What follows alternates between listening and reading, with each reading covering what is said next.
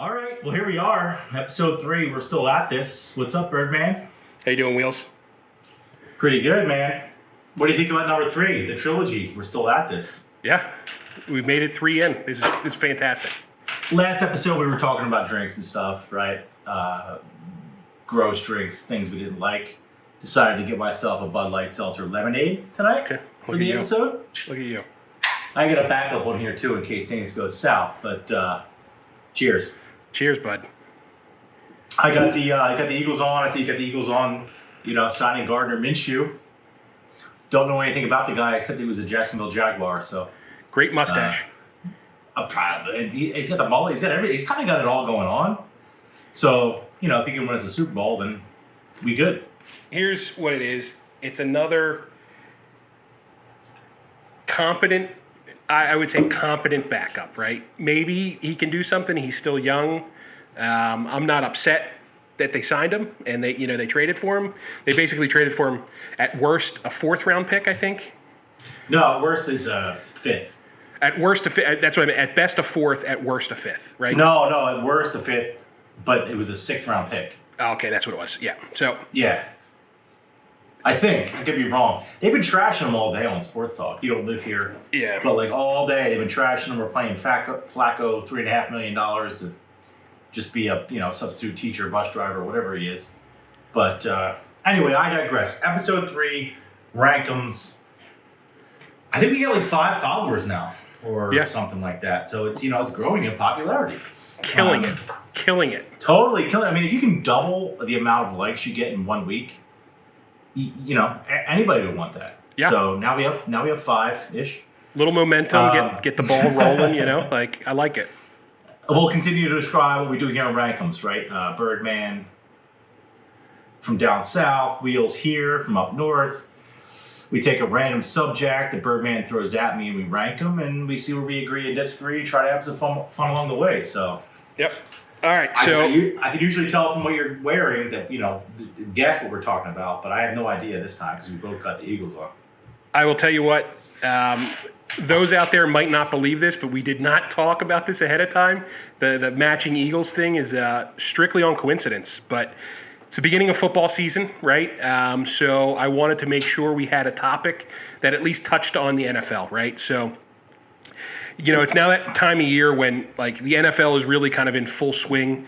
My wife always really likes to call this the ball game season because she'll always ask me, what ball game's on tonight? Because when you actually think about it, football in general is on Thursday, Friday, Saturday, Sunday, Monday, including college, right? So you get Thursday night NFL, you'll get some Friday night college, you get all day Saturday college, all day Sunday football and NFL, and then Monday night NFL. It's crazy. My brother-in-law says it the best, man. He's kind of like Garfield. He's hilarious, but very snarky. He's like, oh, cool, you guys are watching Feetballs again? Feetballs. See ya. Yeah. So what I wanted to do, today I'd like to focus on the actual NFL broadcasts. So we were going to focus on Thursday night, Sunday night, Monday. So with all that, as a regular watcher of football, I do kind of watch the NFL a significant amount of hours each week. And I've really kind of come to like certain broadcasts and dislike others for different reasons. So our RankEmz topic for today is ranking the best NFL broadcast networks. And the way I want to take this as a broadcast as a whole, including pregame, the game itself, the announcers, the sideline folks, and kind of postgame. So kind of think of it as, NFL on Fox on Sundays, CBS on Fox, CBS, NFL on CBS on Sundays. Then you have ESPN Monday Night Football and NBC Sunday Night Football. So those are the 4 items we're going to rank. I'll list them one more time just so the listeners and mostly myself can write this down. So on Sundays during the day, you have Fox and CBS. Sunday night, you have NBC. And then Monday night, you have ESPN. So as you're kind of thinking through those, I'm going to give you some details on each to kind of refresh your memory, and I'll kind of just talk through some background topics around broadcasting the NFL. So in doing some of this research, right, there are a whole bunch of kind of intertangled agreements that make up NFL broadcasting. For this particular episode, we're going to rank our favorite broadcasts, but we're really not taking into consideration like Thursday night games, just because that streams on Amazon Prime. Sometimes it's on the NFL Network. That's an easy fifth place too. Like everybody agrees. Even the players don't like playing on Thursday, so that would be an easy fourth. So I'm glad you just threw that out. Yeah, sometimes it's broadcast on Twitch. It's like it's such a it's nonsense. Tangled mess, right? And there's never the same announcers, so it's just kind of bullshit. But one thing, one fact that I kind of did find out here is each of the non-cable networks, you have NBC, CBS, and Fox, they all do get the rights on a rotating basis to broadcast the Super Bowl. With the latest TV contract, ABC is also now in the mix for the 2027-2031 Super Bowl broadcasts. In general, the NFL broadcast TV contract is very lucrative for the league. Billions upon billions of dollars that get shared and cut up between the league. The NFL TV broadcast actually helps determine what the salary cap is going to be each year. So with this new contract that goes in 2022, that's why a lot of teams are anticipating the salary cap to kind of go up significantly, because it was already down for COVID. Now there's a new contract that's been signed, it's in place, that will go in next season. So the cap is expected to kind of raise significantly. So it's like artificially held back because of COVID, and now it's going to like jump back. There's going to be a fairly large jump. Oh, sorry. And I also had no idea that the networks rotated every year. I always thought it was a NBC thing. No, so it's different. So each year it will rotate. So just to give you, I want to give you a little bit of background on each one of these. So for Fox, you have your Sunday day games. You have your pregame that includes Kurt Menefee, Howie Long, Terry Bradshaw, Michael Strahan, Jimmy Johnson. In addition to that Fox pregame, you also do have that dipshit Rod Riggle, that kind of is kind of like the jokester. Who actually likes that guy? All right, we'll leave that alone. We got 5 likes on our social media. He's got a lot more than us, but we'll got to get into that. I'll tell you what, I took that into consideration when I did my rankings. Your in-game personnel, they do have a bunch of different analysts. The two main focus ones that you're going to be familiar with are Joe Buck and Troy Aikman. You also, kind of some of the ancillary ones are Mark Schlereth, Kenny Albert, Moose Johnson. And then you have your sideline reporters of Aaron Andrews and Pam Oliver. So while that's not now everyone, but like I said, I want to take everything into consideration. CBS, you're going to have Sunday day games. Your pregame NFL Today is James Brown, Nate Burleson, Bill Cowher, Boomer Esiason, and Phil Simms. Your in-game commentators are your Tiki Barbers, Trent Green, Ian Eagle, 3 guys some people are not going to know. 2 main ones, 2 great ones, Jim Nantz, Tony Romo. On NBC, you have the Sunday Night Football broadcast. So the pregame is Football Night in America. That's going to be Rodney Harrison, Chris Sims, Tony Dungy, and new this year, Drew Brees. So as Drew Brees retired, he's joined the team over at NBC Sunday Night Football. And then your in-game analysts are your Al Michaels, Mike Tirico, and Chris Collinsworth. Another solid set. And then last we have ESPN Monday Night Football, right? So they have a pregame that's a variety of different people. Maybe I'm giving away a little bit with the lack of research on this one, but your in-game guys are your Steve Levy's, your Brian Greasy, and your Lou Riddicks. In my opinion, a bunch of nobodies, but it is Monday Night Football. Is that new this year, or has that been the case? So it's been the case for the last couple years. If you remember, I want to say 3 years back, you had Jason Witten as an in-game analyst. And so he went actually back to playing football again? He went back to playing football. Did he tear his liver off and went back out on the field? What an animal. Yeah. Then you also had Booger McFarland, who was on that sideline tank camera that was blocking the view for the fans. And he was kind of reporting with this dumb screen. ESPN's done a lot of dumb things, kind of technology, kind of forward things that for me haven't really worked out. So I like Booger on college basketball. That's fine. He didn't really hit for me with. No, I don't even remember he did football. So you got where's Chucky? Where's Gruden? Is he on Monday night? Gruden is the coach of the Raiders. Where was he though? Remember, he was a pretty good commentator. He was Monday night. Yeah. Yeah. Okay. Monday night back in the day. It shows how much I've been paying attention. No, see, but that's the thing, right? When you think of Tony Romo, you kind of know that is your CBS broadcast. When you think of Troy Aikman, you know that's your Fox NFL. Yeah. But when you think of Monday Night Football, you just like it's a lot of nobodies. But well, I think of Madden and now Michaels. But I'm dating myself a little bit here, but yeah. So the way I'd like to do this is the current format, rather than kind of historical, right? Monday Night Football for me is huge. Has been ever since I've been a fan, but it's not ranked very high on my list. Remind me again, who are the play callers? All right, so Fox. Just Monday night. I got the rest. Monday night. Steve Levy, Brian Greasy, Lewis Riddick. Steve Levy's kind of a chode. You know him though.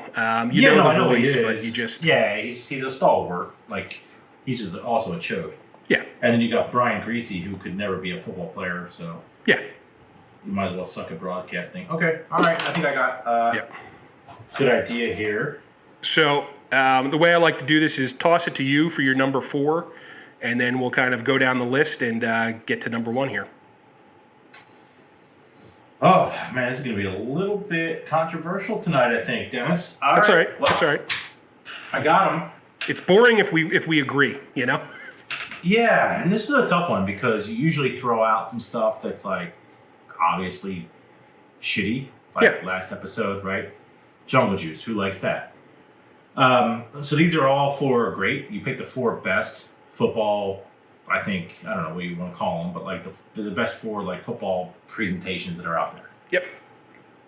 Thursday sucks, right? And last year during COVID with games getting delayed, whatever, like Tuesday Night Football was like, what is this? Yeah, this agreed. is America. Like, stop it. I hate to say it, but I don't hate Sunday CBS, but it's number 4 for me. All right. Sunday CBS is because it's usually the AFC. Yep. Right? Like, I watch local games here in Philly, and it's going to be, the Eagles are going to be on Fox, right? Like, inevitably. It's not always the case, but most weeks, yeah. Yeah, most of the time, right? It's like the default. So, one thing I will say, again, sorry to use this word again, but total chode, Tony Romo. Really hated him as a football player. He was the best Eagle that we ever had. He was always choking. At that time, all he had to do was hold the extra point. Couldn't do it. Love the guy as an Eagle. Obviously hate the Cowboys. He's a pretty freaking good broadcaster. Do not hate Romo as a broadcaster. Agree 100%. So it pains me to say in general, but it is what it is. The guy's good. James Brown, again, or what's that his name, right? Mm-hmm. He's also been like on football forever. Just makes you feel like it's football Sunday. Yep. And Phil Simms again, Giants. So divisional rival. Fuck him. But that as a crew, they're actually pretty good. Yeah. And that's why it pained me to put them at number 4. The reason I did, mostly AFC coverage. I just remember watching, Peyton Manning versus Tom Brady Bowl every freaking year, and it was on that, and I had to rank it number 4 because it was irrelevant being an NFC fan. Yep. Now listen, had to do it. I agree with you on a lot of points. I disagree on number 4 here. As you probably could tell from my introduction, my number 4 is ESPN Monday Night Football. So no real continuity with the broadcasters, I want to say, over the last decade or so. You did have Gruden in there at some point. You got these 3 dipshits. You had the Booger McFarland mobile that was really terrible. Jason Witten. Jason Witten was really a disaster. Speaking of Cowboys that weren't terrible, I didn't hate Witten as a broadcaster. I hated him. I hated him on third down every time he played the Eagles for 15 years. But yeah. But at the same time, Monday Night Football is on my television just about every night, and just about every Monday night, right? So it's not that I don't watch it. The broadcast just doesn't bring anything additional to it for me, right? It is me just enjoying Team A versus Team B. the broadcasters, the pregame, the postgame, it's not great for me. Overall, I call this one a dud. Like I said, I enjoy the game. The broadcast itself, not for me. I'd have to agree with you on most points. Yeah. The rotating cast of characters, like for 35 years, it was Madden and Al Michaels, and it was a thing to do on Monday nights, right? It was like just what you did as an American. I'm just going to go ahead and say it. That's my number 3. So we're kind of close there. Monday Night Football is my number 3. Yep. For a lot of the points you brought up, it lost its allure. It used to be like the game of the week. Like it would be like, the top matchup. Everybody would be all excited. And on the East Coast, what does it come on? Like 8:30 at night? Like it's not even something you leave on while you're cooking dinner. Like I guess I'm also dating myself. I'm 39 years old, but I don't want to be watching football at 11 o'clock at night to see the outcome. Like I'm too old for that shit. And I remember going to Eagles games or football games on a Monday night, and it's just like work sucks the next day. Yeah, because you can't. It's worth staying up for if it's your team. Yeah, sort of. Unless they lose, and you're just more miserable on Tuesday. I get it. And you can't go to a game without having 17 beers. At least I can't. It just makes for an awful Tuesday, and I agree. Gruden was actually very, very good. The past casts that they've had over the years were very good. I didn't even know the names you mentioned. So, easy number 3. That's why it was tough. It was tough for me to CBS Sunday versus Monday night. But we're pretty close to agreement on that. We're pretty close on that one. I'm going to keep the momentum rolling here. My number 3 is CBS, right? I'll tell you what. This was tough for me. CBS had a shot at number 1 and number 2. My top 3 flip-flopped 3 or 4 times before I kind of finalized it here. First, like we talked about, CBS is mostly AFC broadcast. So growing up as an Eagles fan, you didn't matter. You were guaranteed to watch the Eagles game each week. Being a younger fan, you weren't necessarily watching as much. I do watch a lot more CBS now as an adult fan. The duo of Jim Nantz and Tony Romo, to me, is the top set of broadcasters. I hate Tony Romo as a player. I don't ever say I hate someone. I really dislike Tony Romo as a player just because he was against the Eagles, right? Like we saw him twice a year forever.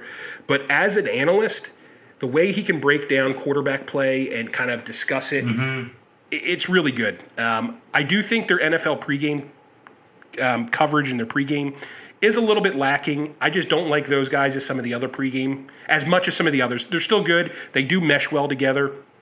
I like Phil Simms and Boomer Esiason. They kind of go back and forth a little bit. I used to like it a little bit better when Dan Marino was on it, just because he's one of my favorite players of all time. Yeah, everybody knows, dude. We got it at this point. We've seen enough, okay? 84 Dolphins never won shit. Yeah, but it does kill me to say that as a Cowboy hater, Tony Romo really is pretty great. That's how that's how CBS got into my top 3. It was tough to put it at 3. So sticking to it though. I'll agree with you. I will agree with you because it's I let the record show I don't hate Tony Romo as a man. Yeah. Right? Like I'm not going to go slash his tires like the one country singer was singing about with his 4-wheel drive or whatever. Yeah. But I do hate him as a opponent of the Eagles. Yes. But he is exceptional at calling games. It's really good. I hate to admit it. And he also does golf. Doesn't he do the golf thing? So he's pretty good at that. He's played. I saw him play in the Byron Nelson Open here in Dallas. But I mean, I don't mean him as a golfer. Doesn't he also cover golf as a commentator or whatever? He's filled in. He's definitely filled in before and kind of been like a color analyst around golf, which is the reason being is he's such a good golfer. So he's kind of entangled with the game. He's played on some PGA events as a sponsor exemption. He does know what he's talking about. I hate it, but he does know what he's talking about. He's smooth. He's better at this than football, right? He doesn't choke on air. Yeah. So gotta give him that. You gotta give him that. He was the best Eagle for 15 years. So. Yeah. I just want to say before we get to number 2, man, if they just put Charles Barkley covering football, that's what I would watch every time. Yes. Easy, right? Like it's terrible. So terrible. Knucklehead. All right. All right, moving along here. Wait, you did 3. Wait, all right, now I'm on 2. You're on number 2. Yeah. Another tough one. You had more time to think about it than I did. Sunday Night Football on NBC, number 2. Okay. The reason it's high is for a few things. Al Michaels feels like the godfather of everybody that's left, calling games or whatever. There's something about Al Michaels and Mike Tirico. Like, he was the Olympics guy. Like, something about him just makes you feel like you're just talking to, like, your dad or something. Yep. You know what I mean? Like, he just knows what he's talking about. He's super smooth. Drew Brees is an interesting element, right? We'll see what he can do. He's kind of been, half kind of grooming himself for this role for probably 10 years. But what I'm hoping for there, I was just going to say, what I'm hoping for there is he's like Tony Romo. So he's going to call a couple games. He's not going to just do the pregame. I think he's going to call the Thursday night Thanksgiving game. So he's got 1 or 2 throughout the year. So I'm just hoping that he kind of fits into that role perfectly. Which never hated Drew Brees. Never hated him. When he was with Purdue, that kind of sucked. Oh, yeah, back in the Penn State Big Ten days. Yeah. Whatever. Of course. But I just mean as a guy, he always seemed like a classy guy, whatever. Yes. Great for the city of New Orleans. Yeah. I know they're having their stuff right now, so God bless him. But yeah, he just never seemed like a... Yeah, he was in the Chargers, right? He was in that trade for Eli? Isn't that what happened when he got drafted? Was him and Eli? Now, am I thinking of... he originally signed or got traded to the Dolphins, I think, and then they rejected that trade because of the injury. And then, I think the Chargers drafted him, and then he was somehow... I forget. He was somehow swapped. Him and the longtime Chargers quarterback. Oh, the one that says like, God darn it! Yeah, he's got 14 kids. 17 kids. Yep. Yeah, we gotta look at. We should know better than this. Oh man, it's early in the season. I know. But he's also still a quarterback, isn't he? Now, well, he's coaching high school right now, but he did say publicly that he's keeping himself in shape. And now they're the Los Angeles Chargers. I don't even know what to Google anymore. Everything's changing. Oh God. Anyway, It's really going to Philip Rivers. Philip Rivers. Yeah. All right, so I blew that one. That's fine. The point is, never hated Drew Brees in general, right? He got the ring in whatever year, the Katrina year, was like 05 or something, or I don't know, 08. And they're a contender pretty much every year. Yeah. Or were. We'll see what happens this year. Never hated the guy. Bottom line is, Sunday Night Football is number 2, because also I'm old. Yeah. And it's on pretty late on a Sunday. Yep. Like you're trying to, and I'm also biased to the East Coast time zone. Yes. For you, it's different, and for the rest of the country, it's different. For me, I want to be in bed by 10:30 on a Sunday because I'm already dreading talking to my boss. Whatever. All right, pop. Okay, pop. What time do you go to bed there? You probably have your melatonin at 7 p.m. Nah, 12:30. Every night? Yeah, for the most part. I'm not bragging about that. Whatever. It's just it's how you're out hooting, hollering, partying, doing. Yeah. Okay, all right, yeah. All right, there, young buck. So give us your number 2 then, tough guy. All right, so these top 3 were tough. This hurts for me to say this, but I got Fox at number 2. So this went back and forth. This went back and forth with me. Being an NFC team fan as an Eagles fan, watched a lot of Fox broadcasts. I will say the pregame show, I think that they're the best bunch. Your Terry Bradshaws, your Michael Strahans. They're all goofballs. They're all clowns. They bust each other's balls. Yeah. They always give Jimmy Johnson a hard time for being an old man, and they just seem like they're having fun. They seem like they're there. I hope they genuinely like each other because they're putting on a good show. It just seems like 5 or 6 guys that are there liking each other. One thing that did ding Fox for me was that dipshit Rob Riggle. It really whenever he does his picks and he does whatever stupid fucking sketch he does, oh God, it grinds my. I hate it so much. And Where did he come from? Well, is he like a comedic actor? Yeah, oh yeah. What is he? Well, he actually used to be a Navy SEAL, and then he got into comedy, stand-up comedy, and then got like into acting roles. Yeah, he didn't get into comedy and acting. We probably shouldn't make fun of him. No, because one, he's a Navy SEAL, and two, he's way more famous than either one of us are ever going to be. But I agree with the dipshit. He's a douche. Listen, hey Rob, thanks for your service. You're a dipshit on the NFL broadcast. Yeah. Thank you for your service. I should clarify. Yes. Yeah, like sorry. So I even have like started to watch the pregame show. Like they have an early pregame show that has Colin Cowherd, Mike Vick, and Tony Gonzalez and a few others. I forget the girl's name. But like even that pregame show is pretty good. Tony Gonzalez is good. Yeah. Like really good. I would agree with that. It's just that fucking clown. Cowherd just kind of likes to like rub people the wrong way and be like kind of controversial. I'm a Cowherd fan. It gets old. I'm a Cowherd fan. I'll watch him because it's controversial and kind of entertaining. But he's doing it on purpose. But yes, totally watchable. From the broadcast side, Joe Buck and Troy Aikman, I think, are a great pair. Not as good as Jim Nance, Tony Romo, but Troy Aikman his analysis is good. He's been doing it for a long time now. He knows what the hell he's doing. I know a lot of people hate Joe Buck, and I get that. You hear a lot of "fuck Joe Buck," comments, but the two of them, they do call a good game. I don't know what it is with the water here in Dallas, but these QBs really do make good commentators. It seems like it's water, not water. It's water. It's water, but keep going. So yeah, that's my number two. I'm sticking to it. It's probably what I've watched the most. I still love Fox's broadcast, but it doesn't get my top spot. All right, so I know where you're going with number one, and my number one, you know where I'm going too. Well, you got to hold on a second.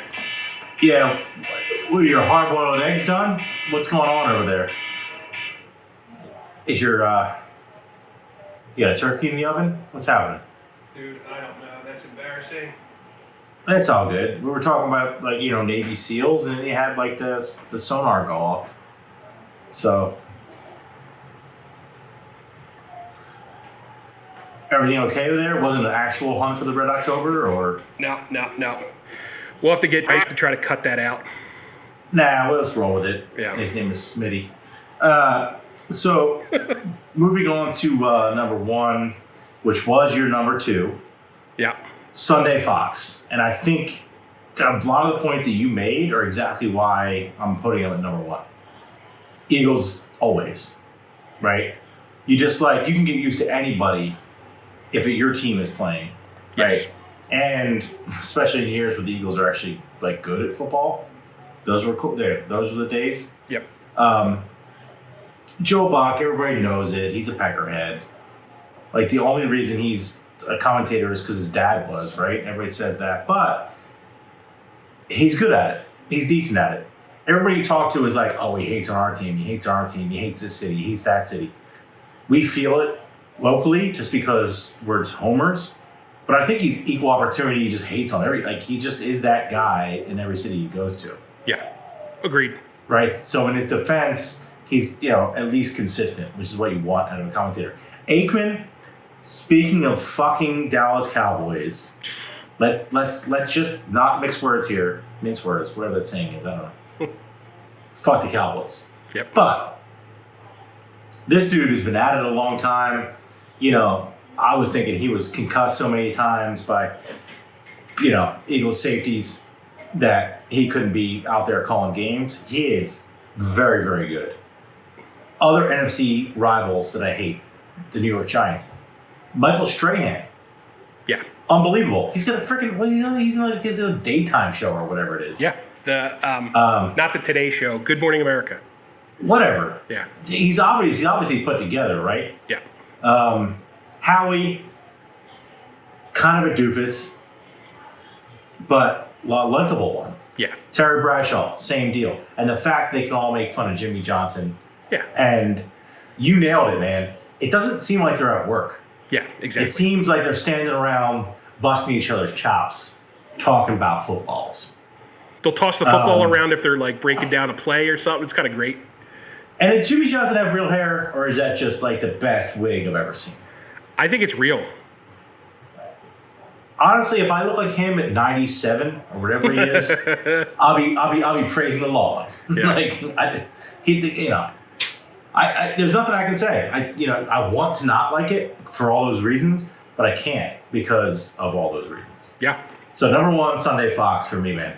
I don't disagree, but my top spot, NBC Sunday Night Football, and I think what really did it for me was the lack of Rob Riggle and the exclusivity of that game, right? So take Rob Riggle out. We agree for once. No, but like the exclusivity of the Sunday Night Football game. Sunday Night Football today seems more like the Monday Night Football of yesterday, right? So it seems to be kind of the matchup of the week. The nice thing is it works into the flex schedule, so Sunday Night Football can flex games into that for a better matchup. On certain weeks, there are restrictions around that. Fox and CBS can veto some of that, but it does seem to be better games that happen, especially later on in the year. Yeah. So it always seems relevant, whereas Monday Night Football sometimes is not relevant. I think they have a good pregame show. I like Chris Collinsworth a lot. I think he's just good at what he does.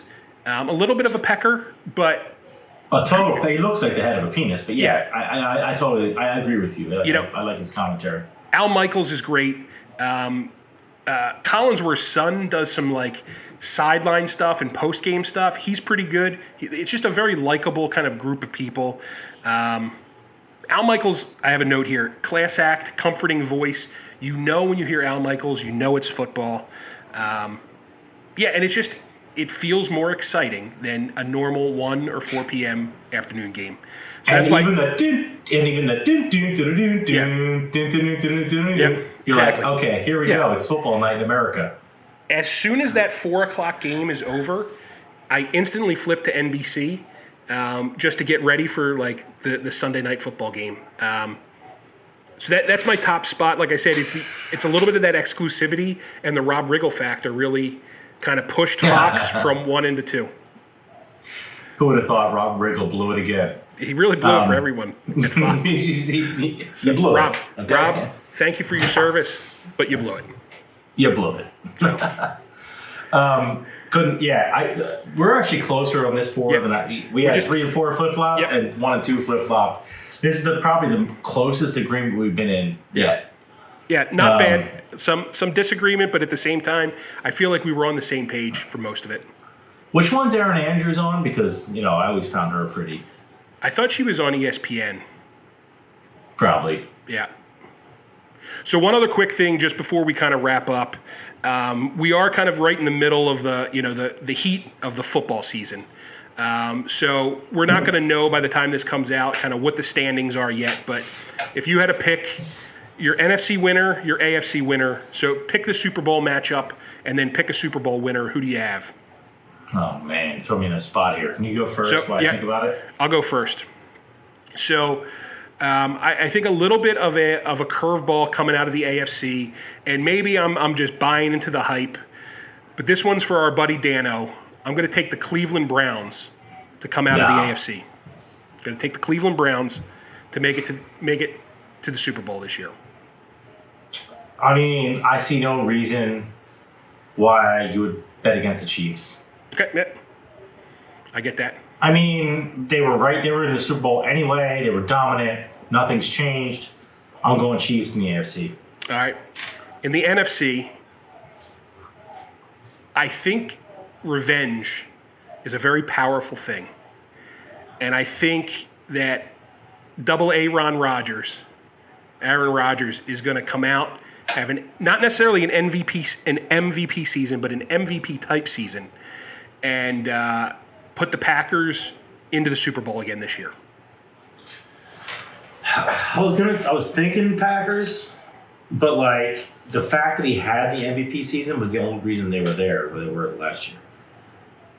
they weren't an especially good defensive team like at all.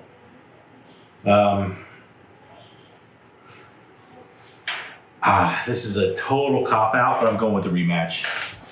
Tom Brady's Buccaneers. Tom, okay. All right, and then that's a total cop out, and I get it, and I'll probably get blasted for this from our 3 followers. But either way, I'm going rematch Bucks. I wanted your gut, and to be honest, I did not pre-plan this. I just, as we were kind of talking through this, I really was just like, let's do this at the end. So, I'm not even jacked back into football season yet, so I haven't even like started the whole thing. I'm like a week 4 guy, where like I start to get a feel for things. But just want the gut. I have to go with it. I have to go with it. So I have Packers, Cleveland in the Super Bowl, and I'm going to take the Packers to win. Aaron Rodgers is going to have an unbelievable Super Bowl. He's going to end up winning it for that team, and then it's going to be a whole offseason of, well, is he coming back, right? So they're setting this up as his last, as the last dance. I don't need to hear that. But I don't need to hear this anymore from him. But yeah, he's another one of those likable dickheads that you want to hate him, but if he was your quarterback, well, I'd watch his car for him every other day. Yeah. Nah, Chiefs, Mahomes, Chiefs, Andy Reid. He gets another one. That team's too good. I like it. I was flabbergasted by last year's Super Bowl. Nobody would have guessed that, right? Nobody. No. Vegas could tell you. Yeah. But yeah. All right, man. I'm going Chiefs. All right. I think this was a good one. And then the Eagles win like 10 in a row after that. Let the record state. Okay. All right. Well, yeah, there it is. That's a wrap. That's a rank. I'm going to close this out here. Let the people get back to sleep. Yeah. If they're not already. Thanks, everyone, for joining us this week on RankEmz. We look forward to bringing you a new RankEmz list every Monday. Thanks to all of our followers out there. Please share our content if you enjoy it. Please follow us on all social media apps at RankEmz Podcast. We can be found on everything from TikTok to your Instagram, your Facebooks, your Snapchats. Please subscribe to our YouTube channel. That'll be very helpful to us. All links will be listed below by our producer and engineer, Smitty. Also want to give a quick shout out to Smitty for all the work he does for us. Thanks all for listening. He doesn't do anything. He does a lot. Thanks everyone for listening. We'll be back next week. See you, Wheels. All right, Birdman. Take it easy.